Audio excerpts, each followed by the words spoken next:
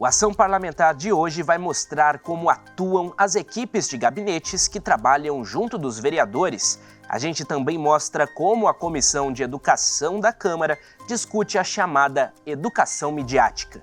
Tem também informações de um projeto de lei que busca criar uma instituição que ofereça aulas de defesa pessoal para alunas da rede municipal. E o nosso quadro Nomes da Cidade, com a história do primeiro bispo da Diocese de São José dos Campos. Então fique por aí, porque o Ação Parlamentar está começando.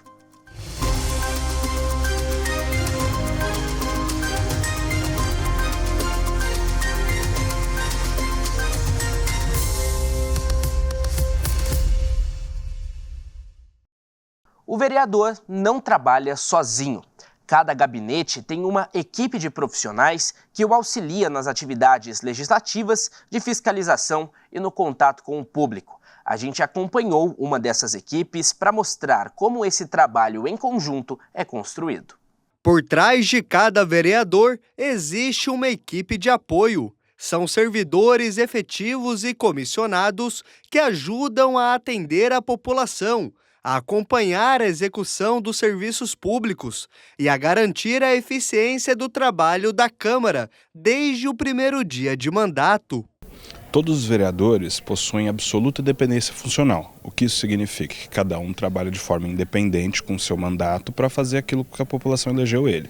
Para isso ele não consegue fazer tudo sozinho, precisa de uma assessoria técnica que dá apoio ao vereador para funções de pesquisa, atendimento à população, ir junto com o vereador ou em nome do vereador a realizar diligências, atividades fiscalizatórias, tudo que tiver a ver com o mandato do vereador. Essa equipe é composta por servidores efetivos e comissionados que apoiam o vereador em todas as suas atividades. No gabinete do vereador Cláudio Apolinário, a equipe se divide em dois núcleos: o de gestão, que cuida das demandas e projetos, e o de transparência, responsável pela comunicação com a imprensa e a população. A ideia é, tudo que é feito tem que ser comunicado, tem que ser passado. Então, hoje tem os, digamos assim, os caminhos tradicionais, que é a imprensa, né? Então, tudo que a gente faz, a gente procura comunicar para a imprensa. E você tem as novas mídias, né? Hoje você tem aí Facebook, TikTok, você tem o Instagram. Então a gente também tem que estar constantemente alimentando essas redes. É nessa organização que demandas viram requerimentos e projetos de lei. No gabinete nascem as ideias, discussões e documentos que podem se tornar políticas públicas efetivas. O gabinete é onde tudo acontece, né? É onde vem as demandas e a gente organiza, vem também as solicitações dos munícipes, que é onde a gente discute as ideias, né? Se vai ser encaminhada uma demanda ou um possível projeto de lei. Além do trabalho interno, muitos gabinetes também atuam na rua para ouvir demandas da população. O gabinete itinerante aproxima o legislativo do cidadão. Este trabalho é importante para fiscalizar de perto as ações do poder público e conhecer o dia a dia da comunidade. Por mais que nós estejamos presentes na comunidade, as pessoas que moram no bairro, elas têm mais propriedade porque elas estão no dia de uma tempestade, de uma ventania, verificando a segurança, verificando os problemas da UBS. Então, os moradores são os nossos grandes parceiros na fiscalização desse trabalho do Executivo. E aqui chega de tudo, chegam as demandas da área da saúde, da segurança, da educação, e nós conseguimos, junto à Prefeitura, intervir para tentar melhorar a qualidade de vida dos munícipes. Na linha de frente, assessores como Francisca e Gustavo colhem pedidos da população. As demandas vão desde manutenção nos bairros até saúde e assistência social. Tem pedidos assim que você fala, poxa, é tão fácil, muitas vezes a gente resolve ali na hora.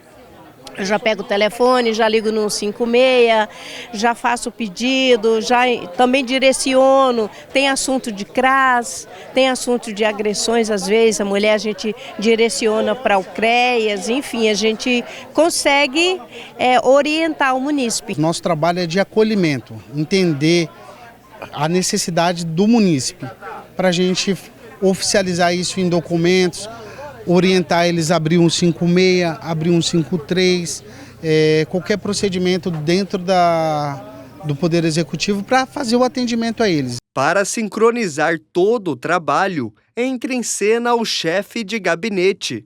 Ele gerencia a equipe, distribui tarefas e garante que as demandas sejam analisadas e acompanhadas pelo vereador. Hoje nós temos uma gama grande de atividades que o gabinete precisa tocar. Com o advento de rede social hoje, chega muita demanda de rede social, só que precisa tudo isso funcionar. É a agenda, é a rede social, é o atendimento no gabinete, é o atendimento ao cidadão, tanto na ponta no gabinete online, quanto no gabinete itinerante, quanto no próprio gabinete. E o chefe de gabinete é essa ferramenta facilitadora, para facilitar com que a demanda vindo da rua processe dentro do gabinete e o resultado aconteça. Seja no trabalho interno ou nas ruas, o gabinete tem um objetivo: servir ao cidadão.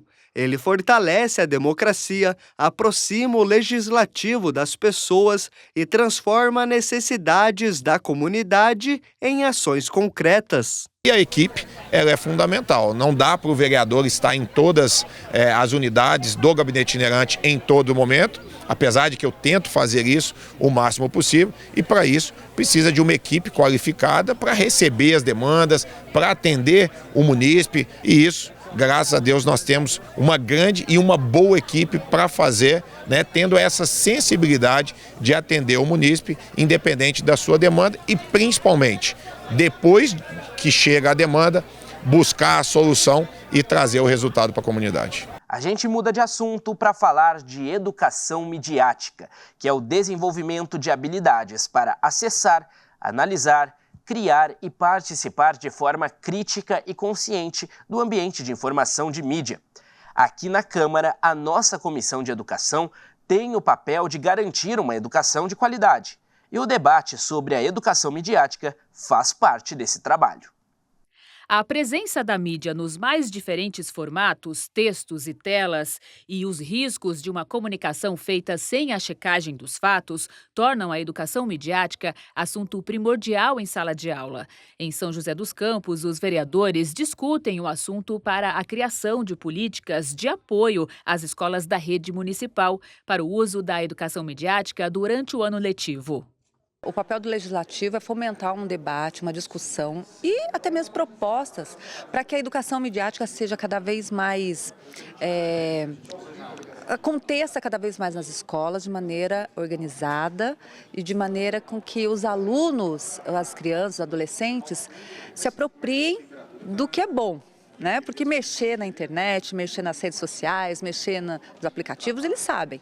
Este debate está alinhado aos avanços das discussões sobre a educação midiática no Brasil, algo que começou lá em 2018, com as primeiras discussões sobre a BNCC, Base Nacional Comum Curricular, o documento que define as competências e habilidades fundamentais das escolas brasileiras.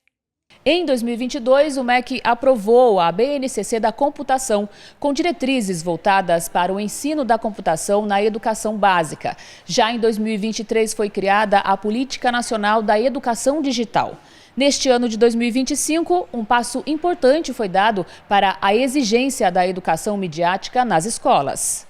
A gente tem marcos legais sendo construídos ao longo desses últimos 6 anos, que fazem com que a gente comece 2026, termine 25, começando 2026, com um processo de inclusão da educação midiática nas escolas mais maduro, mais pronto para que a gente inicie 2026 com diretrizes, com currículos, com disciplinas oferecidas pelas escolas em todo o Brasil. A educação midiática destaca a mídia e suas características como elementos fundamentais nas reflexões e atividades práticas das disciplinas do ensino básico brasileiro. O aluno aprende um conjunto de habilidades para acessar corretamente as informações, analisar e checar a veracidade das notícias, além de aprender a produzir mídia e participar do ambiente informacional e democrático. Nesta escola, em São José dos Campos, um projeto de cidadania digital reúne alunos de diferentes anos do ensino fundamental. O Matheus está na equipe de comunicação. Agora a gente está fazendo um post para o Instagram. Nesse post a gente está falando dos tópicos que a gente quer, que é sobre o Games for Life, o que ele realmente representa. Para as informações chegarem até aqui, elas passam pela equipe de pesquisa e desenvolvimento. Cada notícia é checada e debatida, e todas as informações são armazenadas no sistema. Aqui, ninguém vai chegar e vai falar assim para você, poxa, você tem que fazer tal coisa. Então você vai ver com a sua equipe, vai falar para o seu gestor ali o que você vai fazer durante essa aula. Essa autonomia me ajuda muito a estudar sozinha, a conseguir conversar mais, porque aí tem que ter uma formalidade ali para falar. Não é nem formalidade, mas é uma maneira certa de você falar. Ele é um projeto que visa simular, na verdade ele é uma startup, né, onde os alunos se juntam para produzir um aplicativo que visa auxiliar uma terapeuta ocupacional no tratamento de um idoso acometido por Alzheimer. Então é um aplicativo que ele ajuda a terapeuta a triar o avanço que o Alzheimer está tendo no idoso. A turma estuda com foco na área da saúde e bem-estar. Os alunos estão produzindo um jogo interativo para pacientes de Alzheimer. O Luiz teve um motivo a mais para participar do projeto. Pelo fato de eu ter um avô que tinha Alzheimer.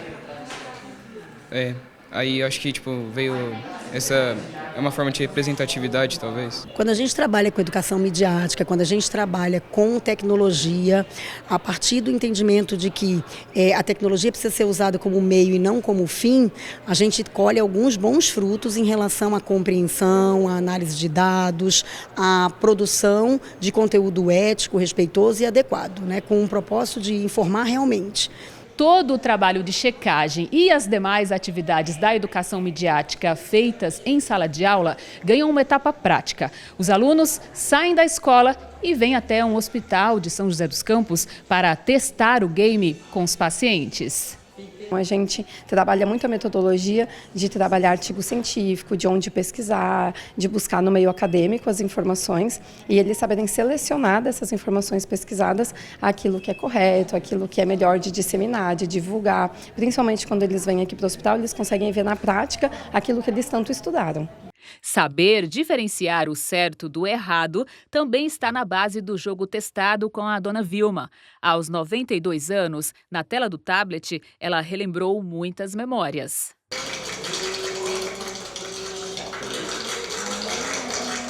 Uma lição de vida para os alunos, que depois das vivências voltam para a escola com novas ideias para tornar o projeto ainda mais acessível aos pacientes. E a gente fica bem atento a como que eles jogam, a como que eles usam o negócio, o iPad, se tem algum erro. E quando a gente volta para cá, a gente conserta tudo. A gente conserta tudo para que a próxima vez seja melhor do que a anterior. Com a nova resolução do Conselho Nacional de Educação, que exigirá a inclusão da educação midiática em todas as escolas a partir do próximo ano, será possível ver mais projetos como este nos currículos escolares. Na Câmara Municipal em São José, a vereadora Juliana Fraga, relatora da Comissão de Educação, explica como o Legislativo pode contribuir para a inclusão da educação midiática nas escolas da rede municipal. A Comissão de Educação ela tem tido um olhar melhor sobre isso, né? Até mesmo porque a BNCC também é algo novo que está vindo para as escolas. As formações estão acontecendo com os professores já há alguns anos, mas assim, 2, 3 anos para cá. Então, os professores também precisam saber utilizar, precisam saber ensinar. É algo que está aí para todos, mas a gente reforço que o nosso olhar aqui é o cuidado e você saber buscar as informações. Pois é, a educação midiática, como a gente viu, se tornou uma ferramenta curricular essencial.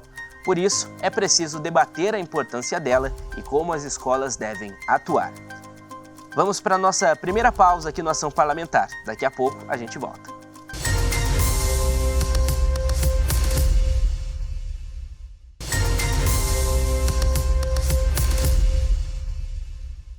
Recentemente, um caso triste e revoltante de violência contra a mulher ganhou atenção na mídia. Você deve se lembrar, é aquele caso da empresária do Rio Grande do Norte que recebeu mais de 60 socos no elevador. Esse episódio motivou a criação de um projeto de lei que está em tramitação na Câmara e busca criar uma instituição de aulas de defesa pessoal para alunas e funcionárias da rede municipal de ensino. A matéria foi apresentada em plenário pelo vereador Sena. O ano era 1933.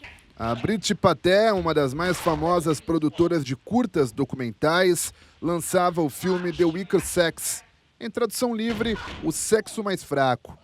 No filme, uma instrutora ensina técnicas de jiu-jitsu para a defesa pessoal de mulheres contra homens.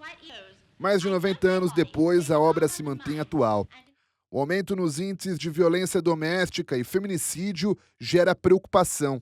Pensando em ampliar as alternativas de proteção das mulheres, um projeto de lei em tramitação na Câmara do vereador Sena pretende criar nas escolas públicas da cidade o programa Juliana Garcia dos Santos. O objetivo é oferecer aulas de defesa pessoal para servidoras e alunas da rede municipal de ensino. Juliana foi espancada pelo namorado com mais de 60 socos.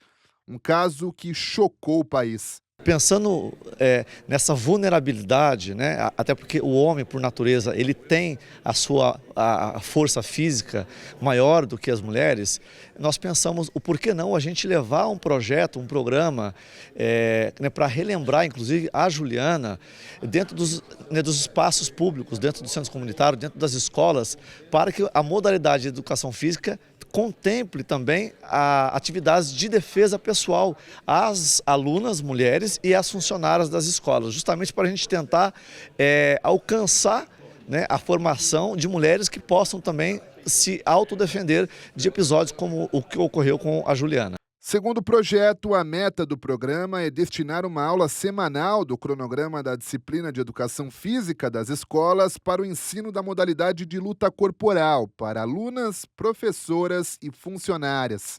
Entre as metas do projeto estão garantir condições para que as mulheres saibam se defender das formas de violência, reduzir casos e índices de feminicídio e oferecer ferramentas para o reconhecimento de situações de abuso e possíveis atitudes preventivas. Outro objetivo, segundo o vereador Sena, é fomentar debates em torno do tema. O projeto de lei é apenas mais um dispositivo, mais uma ferramenta que pode levar as mulheres que estão, às vezes, vítimas de violência já de forma gradativa dentro de casa, ou com o namorado, ou com o marido, ou com qualquer homem que seja. Elas têm que estar amparadas, seja por um projeto de lei como o nosso, que propõe um programa dentro das escolas, ou seja, qualquer outro dispositivo com a OAB, com entidades que desenvolvam essas atividades com as mulheres. Então, o nosso objetivo é também discutir sobre o tema na cidade, é falar sobre a proteção da mulher em todas as suas esferas, em todas as suas áreas da sociedade. Preocupada com os casos de violência contra as mulheres, a Vitória buscou uma academia especializada em defesa pessoal. O aprendizado já foi útil em algumas situações. Toda mulher em si tem que ter pelo menos um básico ali para isso. Eu acho que esse foi o meu foco mesmo de entrar para a arte. Na avaliação da Vitória, a proposta de inserir a defesa pessoal como uma política pública para alunas e agentes da rede municipal de ensino é positiva e necessária. Eu acho bem bacana o projeto, eu acho que toda mulher, né, em si deve sim aprender a se defender, deve ter em si uma mentalidade de defesa pessoal, porque eu acho que uma hora é necessário ser usado. Ainda segundo a proposta em tramitação, serão oferecidas capacitações para que os professores de educação física das escolas possam estar aptos a ensinar técnicas de luta e defesa pessoal, um universo que o Flávio conhece bem. Ele é professor de defesa pessoal e reconhece o potencial desse aprendizado na segurança das mulheres. Tudo que vem para agregar, para melhorar, é sempre bem-vindo. Eu acho um projeto sensacional, esse projeto. É aquilo que a gente fala no mundo do jiu-jitsu, né? Jiu-jitsu, assim, é melhor você saber e não precisar do que você precisar e não saber. Então, essa parte, como tem aumentado muito essa violência contra a mulher, feminicídio, eu acho que é um projeto sensacional. A mulher ter alguma arma, algum tipo de ferramenta onde possa, né, conseguir fugir, escapar ou, né, conseguir ter uma ferramenta a mais para isso. Mais um intervalo aqui no Ação Parlamentar e daqui a pouco a gente volta.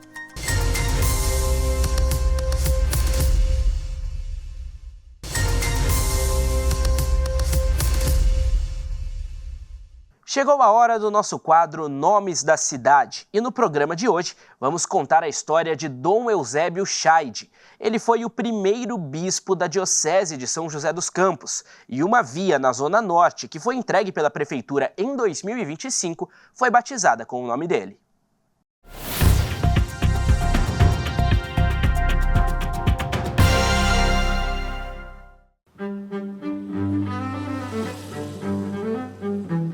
Uma via que abre novos caminhos carrega um dos nomes mais importantes da história recente de São José dos Campos. A Via Jaguari, inaugurada no início de 2025, traz consigo o nome de Dom Eusébio Oscar Scheide, primeiro bispo da história da Diocese de São José dos Campos. Natural de Luzerna, cidade de Santa Catarina, Dom Eusébio foi ordenado padre no dia 3 de julho de 1960 em Roma. Em 1981, sua trajetória religiosa escreve um dos capítulos mais importantes. Foi ordenado bispo no mesmo dia da criação da Diocese de São José dos Campos, que até então pertencia à Diocese de Taubaté. Coube a Dom Eusébio a missão de estruturar do zero uma nova comunidade diocesana. Ele começou mesmo a estruturar a nossa diocese, né, em termos de vocação, né, de criação de seminários, de incentivo às pastorais, criação de novas paróquias. Enfim, a nossa diocese começou a dar um up aí, né, crescendo cada vez mais. São José sempre foi uma cidade muito religiosa e com a transformação em diocese e com a liderança de Dom Eusébio, ela floresceu muito, né? Tantas vocações que hoje nós temos até aí, vários padres que foram ordenados por ele, né?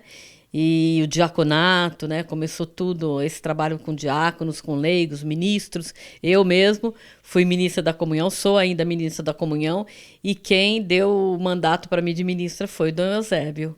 Quem conviveu com Dom Eusébio enquanto paroquiano conta que, apesar do jeito firme na hora de tomar decisões, o bispo era alguém que fazia questão de estar presente no dia a dia da comunidade. A convivência com ele foi uma convivência muito gostosa, né? Porque, apesar dele ser rígido, meio bravão, né?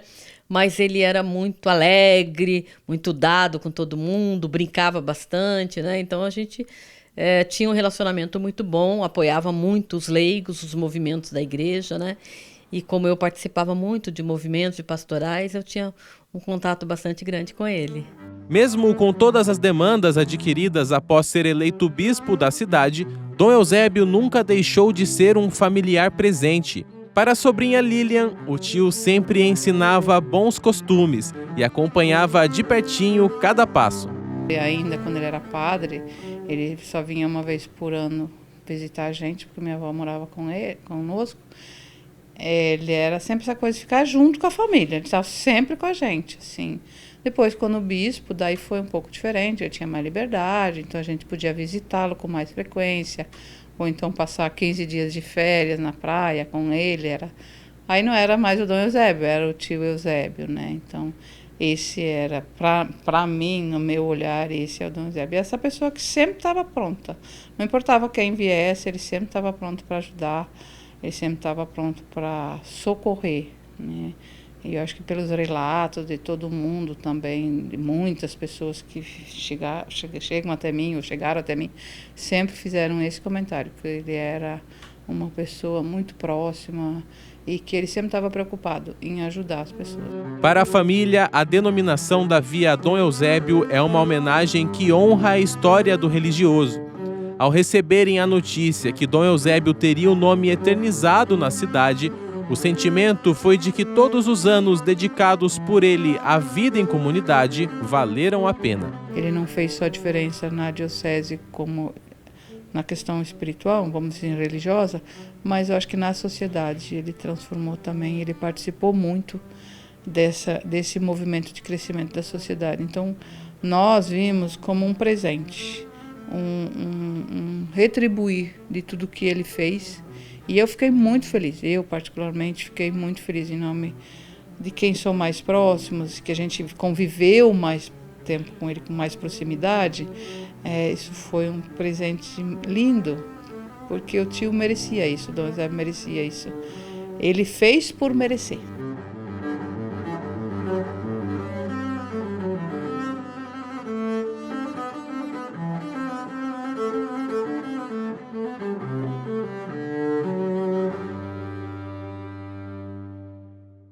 Dom Eusébio Scheid foi um exemplo de liderança religiosa. E com a história dele, o Ação Parlamentar de hoje chegou ao fim. Convido você a ver toda a programação da TV Câmara no YouTube em @TV Câmara SJC. Até a próxima semana.